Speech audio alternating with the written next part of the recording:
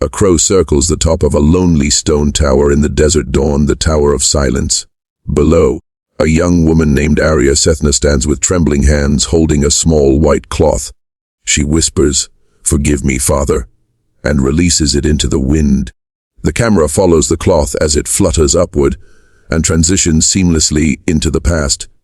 The first time Arya Sethna heard the sound of silence, she was 8 years old. It wasn't the kind of silence that comes when a room is empty. It was a silence that lived, breathing through the wind, whispering across the hot stones of Dungawadi Hill. Her father once told her that the hill had listened to centuries of prayers, and if she stayed still enough, she could hear them too. That day the wind carried 1,000 secrets, the rustle of trees, the distant call of crows, and the soft clang of her father's brass bowl as he prepared for the morning ritual. From where she stood, a small shadow behind the ancient banyan, Arya could see him, Farid Sethna, keeper of the Dakma. The Dakma, or the Tower of Silence, rose like a wound carved from stone. Its circular walls caught the sun like fire. To outsiders, it looked like a place of endings, but to the Sethnas, it was a place of beginnings, where the body returned to the sky so the soul could walk free. Farid moved with the kind of grace that made everything look sacred.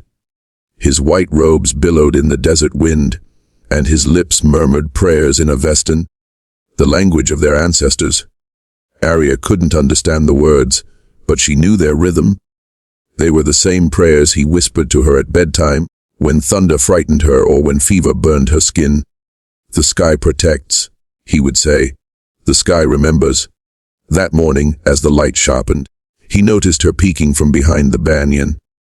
Instead of scolding, he smiled, the kind of smile that could melt all the solemnity from the air. "Curiosity will make you wiser than me one day," he said softly. "Come." Arya tiptoed toward him, clutching her small notebook, a gift from her mother. Its pages were filled with sketches of birds, clouds, and tiny scribbles about the world she was still learning to name. She asked the question she always asked, "Why do we leave them here, Papa? Why not bury them like others do?" Farid kneeled so his eyes met hers. "Because, my little star, the body is only borrowed. We don't own it. To bury it would mean to keep it. To burn it would mean to destroy it. But the sky," he gestured upward, "the sky returns it to the circle of life. The birds carry what's left into the wind, and the wind gives it back to God." Arya frowned. "But doesn't it hurt?" He chuckled, touched her hair, and said, "No, Arya, not when it's done with love." The Sethna home was a small stone dwelling at the edge of the hill, surrounded by neem trees that sighed when the monsoon came. Inside, the walls smelled of sandalwood and old books. Her mother, Leela, filled the home with songs, her voice soft as prayer bells. She made Arya's world tender and bright, even though the world around them often misunderstood their faith. Sometimes children from the city called Arya the girl of the dead. Sometimes their parents pulled them away when she walked by. But her mother would take her hands and whisper, "They don't fear you, my love. They fear what they don't understand." Leela was light, Farid was stone. Together they made a balance that held Arya's small universe together. But balance, as Arya would learn, is fragile. It was the monsoon of 2001 when the rains came heavier than anyone could remember. The clouds bruised the sky purple, and thunder rolled across the city like drums of war. The Sethna's small home trembled under the downpour. Farid was at the tower when the first storm broke, leaving Layla and Arya inside with candles and silence. Layla coughed that week, a dry, brittle sound that never seemed to end. Fever painted her cheeks crimson. Arya tried to feed her spoonfuls of lentil soup, whispering her father's prayers as she did. "The sky protects," she said between sobs. "The sky remembers." But by dawn, her mother's chest had gone still. When Farid returned, drenched and shaking, he found Arya curled beside her mother's body, whispering the same line over and over, as if repetition could undo what had happened. He gathered her in his arms, his own grief silent but immense. 3 days later, they carried Leela up the hill. The ritual was simple, the prayers ancient. But for Arya, every word felt like a blade. She clung to her father's robe as the priests placed her mother's body within the stone circle. The sky, heavy with gray, seemed to lean closer. The vultures came, black silhouettes against the storm. Arya turned away, burying her face in her father's chest. "Don't look," he whispered. "Close your eyes and remember her singing." But she couldn't forget the sound of wings. That night, when the rain stopped, she ran to the top of the hill alone. The tower stood silent now, washed clean by the storm. The air smelled of wet stone and sorrow. She looked up at the sky and screamed, not with words, but with the kind of pain that only children know, the kind that feels bigger than the world. And though no one answered, she thought she saw a single white feather drift down from the dark. She caught it. She kept it. Time passed as time does unevenly. Grief became part of Arya's rhythm, a quiet presence beside her shadow. Farid grew older, slower. The silver in his beard caught more light each year. Yet, he never stopped teaching her the rites, the prayers, the meaning of their duty. But Arya, as she grew into a young woman, found herself drawn toward the world beyond Dungawadi. She was restless, curious, hungry to understand how others lived and died. At 17, she began sneaking into the city library. The walls there smelled of rain and paper. She read about journalism, how stories could change how people saw the world, how truth could move hearts. She imagined writing stories that made people see her father not as a man of death, but as a guardian of peace. When she told Farid of her dream, he looked at her for a long moment, the kind of look that carries both pride and fear. "You want to tell their stories," he said. "I want to tell our story," she replied. He sighed, nodding slowly. "But the world listens differently, Arya. What we hold sacred they might call strange. You must be strong if you want to carry that weight." "I learned strength from you," she said softly. He smiled, but it was a smile laced with worry. There was one evening that Arya never forgot. The sun had melted into the horizon, leaving the tower wrapped in red and gold. Farid sat outside their house, fixing a lantern. The scent of sandalwood drifted through the air. "Papa," she asked, "do you ever get tired of the silence?" He looked toward the tower. Silence is an empty area. It's full of everything we refuse to hear. The cries, the love, the memories. Out there in that silence, I hear your mother still. Do you miss her? Every breath. He paused, turning the lantern wick. But missing her isn't sadness anymore. It's like standing in sunlight after rain. You can feel the warmth even if the storm never leaves. Arya said nothing. She simply leaned her head against his shoulder, watching the last rays fade. She didn't know it then, but that was the last sunset they would share. The morning it happened, the world looked ordinary. The sky was pale, the wind cool. Farid prepared his robes as usual, humming an old prayer song under his breath. Arya joined him for breakfast, plain bread, dates, and tea. She told him she'd be late that night. She was interviewing a professor about Parsi traditions for her article. "Don't forget to eat," he reminded her. "Don't forget to rest." She teased back. They both laughed, the kind of laughter that feels eternal, until it isn't. By noon, the desert began to shift. The light changed, the wind grew stronger, faster. A storm born from nowhere rose like a wall. The priests who had gone with Farid to the tower tried to call him back, but he had gone deeper inside to secure the offerings before the rain. By the time they found him, he was lying near the inner gate of the tower, his hands still folded in prayer. The storm had torn across the hill like a beast, sand and thunder and lightning merging into chaos. But inside that chaos, Farid's face was peaceful, as though he had simply fallen asleep. When they brought him down, Arya's world collapsed. The villagers gathered quietly, murmuring condolences. The community elders came to her, their expressions solemn. "Your father will be honored as he honored others." One of them said, "The rites must be performed." Arya's throat tightened. "You mean, the tower?" "It is his wish, his duty." She shook her head violently. "No, he's not just another body. He's my father. I can't let him." Her words dissolved into sobs. But the elders stood firm. The ritual had been written long before she was born. That night, she stayed beside him. The lantern light trembled across his still face. He looked so small, so human, nothing like the man who had carried the weight of faith for decades. She held his cold hand and whispered through tears, "You taught me to believe in the sky, Papa, but I don't know how to let it take you." At dawn, the procession began. The prayers rose like smoke. The tower loomed against a sun too bright to look at. Arya walked beside them, her feet dragging through dust. The wind was cruel that morning. It tore at her hair, her clothes, her will. When they reached the top, she froze. She saw the stone circle, the same one that had taken her mother. She saw the vultures waiting, patient and eternal, and something inside her broke. She turned and ran. Down the hill, through the wind, through the cries of the priests. She didn't stop until she reached the neem grove at the bottom.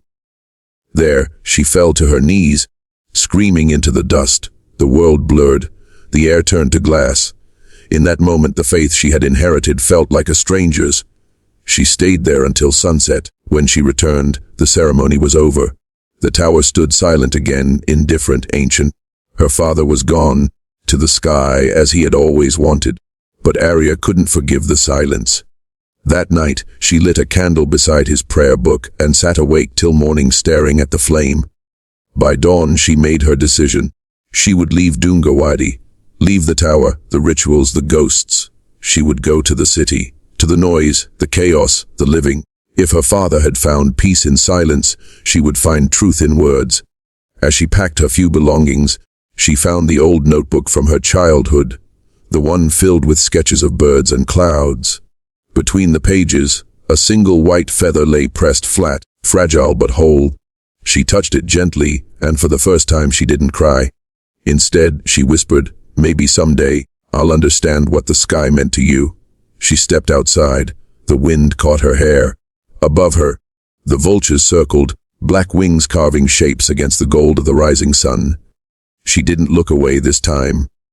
The Tower of Silence watched her go, its stones heavy with memory, and though she couldn't hear it, the wind carried her father's voice across the hill one last time.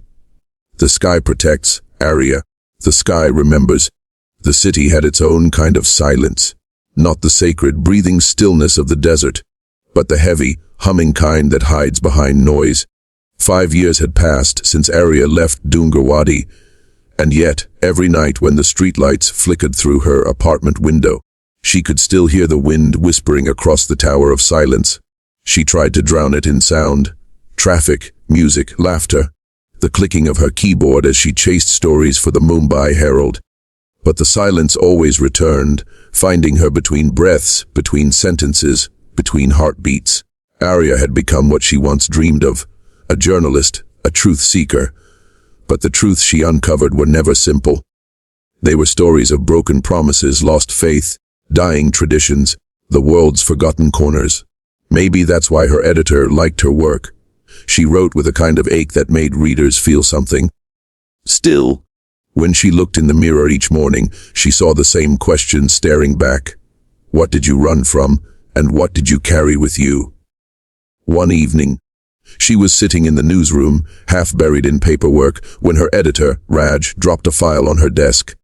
"Something right up your alley," he said, sipping his coffee. "Please don't say that," she groaned, glancing at the headline. It read, "The Vanishing Vultures of India. A Sacred Balance Lost." Raj shrugged.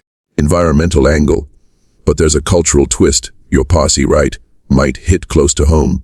Arya froze. The word Parsi, the identity she had tried to quiet, now sat on the page like an old ghost calling her name. She opened the file. Inside were photographs of desolate skies and empty towers. Once, the Tower of Silence had echoed with the flapping of hundreds of wings. Now the birds were gone. A conservationist quoted in the article had said, "The vultures are dying because of modern chemicals and poisoning." But without them, an ancient ritual dies too. Arya's pulse quickened. Without vultures, there could be no sky burial. Without sky burial, there could be no Tower of Silence. Something inside her, something she thought had long turned to ash, stirred again. She closed the file. "I'll take it," she said. Raj raised an eyebrow. "You sure? It's not an easy topic." She smiled faintly. "Neither is silence." The following week, Arya boarded a small train heading north toward Gujarat, where one of the last functioning dakmas stood. She traveled with her camera, her recorder. and a notebook full of questions she wasn't sure she could answer. The journey took her past cities and villages, past fields that shimmered like liquid gold under the setting sun. Every time the wind shifted through the open window, it carried with it a faint, familiar scent, dry earth and sandalwood. By the time she arrived at the small settlement near Navsari, night had fallen. The tower loomed in the distance, a pale silhouette under a crescent moon. Her breath caught. For years she had avoided this image. Now it pulled her back like gravity. A young caretaker named Rustam met her at the guest house. He was quiet but kind, his eyes reflecting the same solemn devotion she had once seen in her father. "You're here for the story about the birds?" he asked. "Yes," Arya replied. "Maybe something more." He nodded, as if he understood without needing to ask. The next morning, Arya followed Rustam to the tower's edge. The air was cool, the sky heavy with grey clouds. Unlike the Dungawadi of her childhood, this tower seemed weary, almost forgotten. The walls were chipped, the steps covered in dust. Rustam pointed toward the horizon. "There used to be hundreds of them," he said. "Now we're lucky if we see one." Arya lifted her camera, focusing on the vast, empty sky. "Why did they disappear?" "The world changed," he replied. "People use medicines that poison the cattle. When the vultures eat the carcasses, they die. The balance breaks." She turned off the camera. "And when the balance breaks," he looked at her. A long, searching look. "Then silence becomes too heavy to bear." That night, she listened to his words over and over as she played back the recording. Silence becomes too heavy to bear. She knew that weight. She had carried it since the day she left her father behind.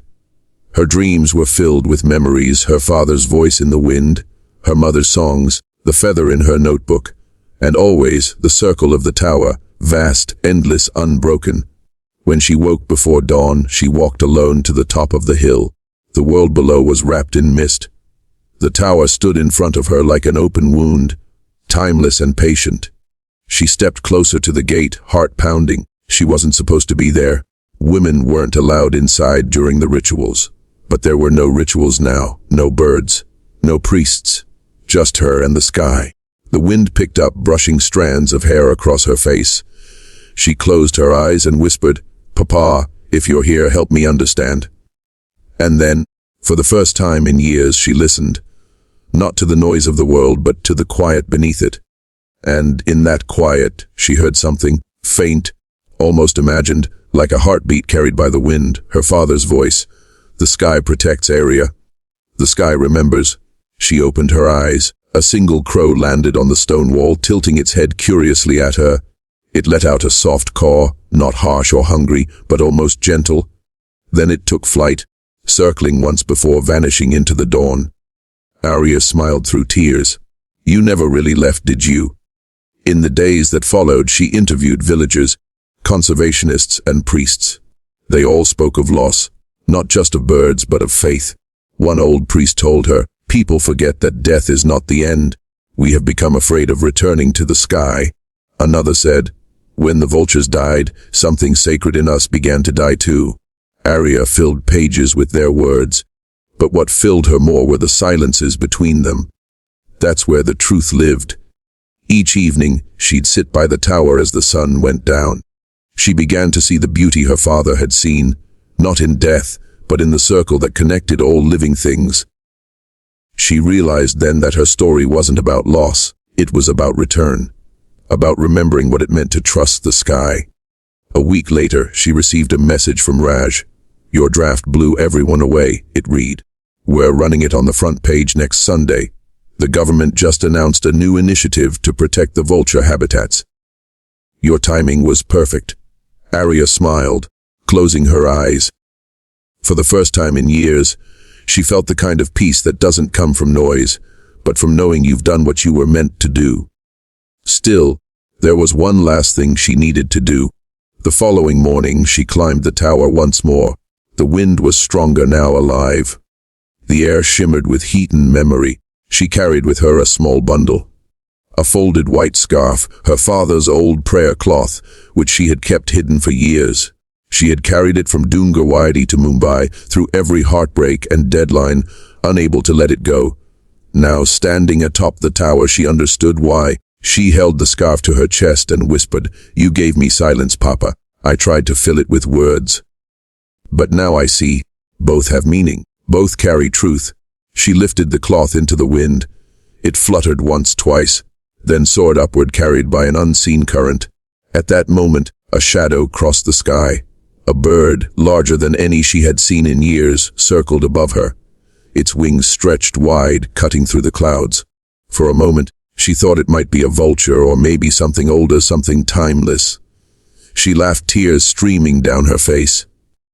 "You came back," she whispered. "You all came back." The bird cried out, a long echoing call that filled the air. It circled once more, then vanished into the sun. Arya stood there breathless, the wind roaring around her. And in that roar she heard her father's voice one last time, not in grief but in peace. "The sky doesn't take what we love, Arya. It gives it back, in light." As the sun rose, Arya turned on her recorder. Her voice trembled at first, but soon grew steady, clear, filled with purpose. "This is Arya Sethna reporting from Navsari. For centuries, the Tower of Silence stood as a bridge between life and death, a place where the living entrusted the dead to the sky. But today, I realize it's not just a tower. It's a mirror. It reflects what we believe about loss, about trust, about the balance we share with the world around us. We have forgotten how to listen to silence. We fill it with noise, with fear, with denial. Yet silence has a voice, the voice of those who came before us, the voice of the sky that has watched over us since time began. The Tower of Silence is not where life ends. It's where it transforms. The sky does not take. It keeps. It holds every prayer, every memory, every whisper of love that we leave behind. I once thought I had lost my father here, but I know now, I never lost him at all. She stopped recording. The wind had softened, almost listening. She closed her eyes, letting the warmth of the rising sun wash over her face. When she opened them again, the world looked new, not because it had changed, but because she finally had. Later that week, her documentary, The Tower of Silence, Where the Dead Are Left to the Sky, premiered online. It wasn't sensational. It wasn't loud. It was gentle, reverent, aching with truth. Viewers across the world watched in silence as Arya's voice filled their screens. They say the dead are left to the sky, but perhaps it is the living who must learn to rise. The comment section overflowed with messages. People sharing their own losses, their own faiths, their own reconciliations with the mystery of death. And somewhere in the vastness of the digital world, Arya felt something her father had once promised, that when love is given freely, it never dies. It simply changes form.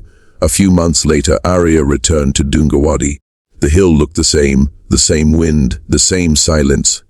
But she was different now. She carried a small pot of marigolds, placing them at the base of the tower. "For you, Papa," she whispered, and for her. The breeze lifted her hair. The sky above shimmered, not empty but endless.